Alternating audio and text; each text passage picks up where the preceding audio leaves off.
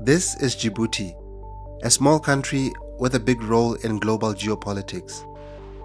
Located at the gateway to one of the world's busiest shipping lanes, Djibouti has become a prized gem for foreign militaries.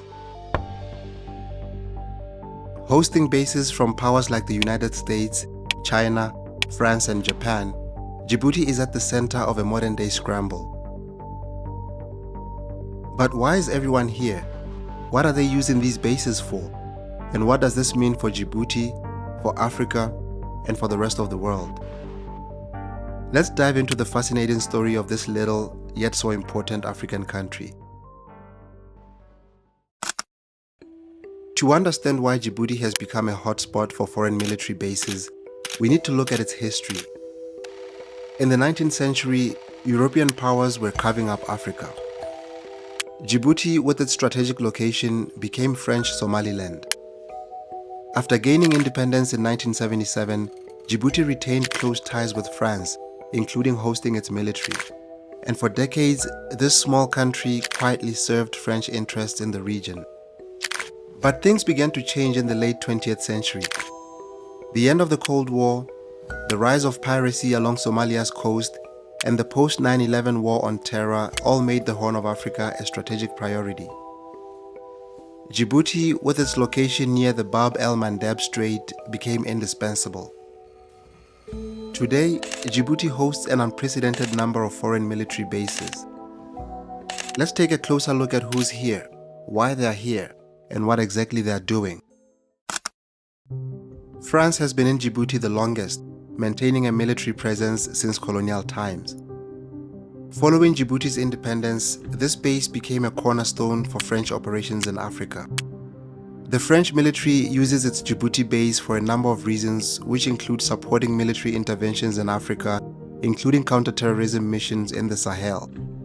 They also use the base to project power in the Indian Ocean, where France has overseas territories, and to train troops and provide logistical support for peacekeeping operations. The US base, Camp Lemonnier, was established in 2002 during the War on Terror. It is the only permanent US military base in Africa, and it serves multiple strategic purposes.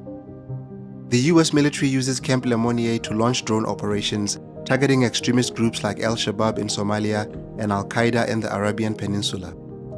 They use it to support special forces missions in Africa and the Middle East. They also use it to provide logistical support for naval operations in the Red Sea, the Gulf of Aden, and the Indian Ocean, and to maintain a quick reaction force to respond to regional crises. In 2017, China opened its first ever overseas military base in Djibouti. Officially a support base, it reflects China's growing ambition to protect its global interests. China uses its Djibouti base to secure its maritime trade routes along the Belt and Road Initiative, to support anti-piracy operations in the Gulf of Aden, to provide logistical support for Chinese peacekeeping missions in Africa, and to enhance its military presence near the US and French bases, signaling its rise as a global power. The base is equipped with facilities to house thousands of troops, and its port can accommodate China's largest naval vessels, including aircraft carriers. Japan established a military base in Djibouti in 2011, marking a significant shift in Japanese defense policy. This is Japan's first overseas base since World War II. Japan uses the base to combat piracy off the Somali coast, protecting Japanese shipping vessels. They also use it to support humanitarian missions and disaster relief in East Africa, and to monitor regional developments in an area of growing strategic competition. And then you have Italy, Germany, and Spain. Italy's base, established in 2013, primarily supports anti-piracy missions. Similarly, Germany and Spain use the French facilities to contribute to European Union operations in the region. These countries focus on counter-piracy under Operation Atalanta. They also ensure the safety of European trade routes through the Red Sea, and they support the African Union missions in nearby conflict zones. In 2016, Saudi Arabia announced its plans to establish a base in Djibouti. Though still under construction, this base reflects Riyadh's desire to secure influence in the Red Sea. Saudi Arabia likely intends to use the Djibouti base to counter Iranian influence in the region, to support its military operations in Yemen, and to protect its investments in East Africa and the Horn of Africa. With all these countries rushing into this tiny country, one cannot help but wonder what Djibouti stands to gain from all of this. But for a small nation of just 1 million people, hosting all these foreign militaries brings clear benefits. First, there's the money. Djibouti earns more than $125 million annually in rent fees from these bases, and that's a crucial source of revenue for its economy. And the second benefit? Jobs. The presence of so many foreign troops stimulates local businesses and it creates employment opportunities. And finally, there's security. By hosting some of the world's most powerful militaries, Djibouti ensures its own protection in a region that's so volatile. Okay, so that's what Djibouti benefits from hosting all these foreign militaries. But what about the flip side of that coin?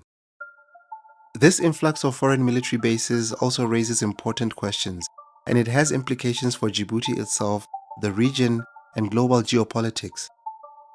Domestically, Djibouti risks becoming overly reliant on foreign rent, leaving its economy vulnerable. There's also the challenge of balancing competing interests. With so many powers in one small country, tensions could escalate easily. So the Chinese base is right here, and they're going to be watching us as we're watching them. This is a fort, really. It's a kind of Chinese fort. On the regional front, Djibouti's militarization also affects its neighbors. Ethiopia, Somalia, and Eritrea are all watching closely as Djibouti becomes a hub for global influence. Meanwhile, conflicts in Yemen and the Red Sea region add another layer of complexity. On the global stage, Djibouti reflects a larger trend, which is the militarization of strategic trade routes. The US and China in particular are vying for influence here, turning Djibouti into a front line for great power competition. Djibouti has turned its geography into an asset, making itself indispensable to the world's major powers. But this comes with its own risks. Can Djibouti continue to benefit from hosting foreign bases without losing control of its future? What do you think? Is this strategic brilliance or a dangerous gamble? Share your thoughts in the comments and don't forget to like, share, and subscribe. This has been Simon Bayani with Africa in Retrospect. Cheers for now.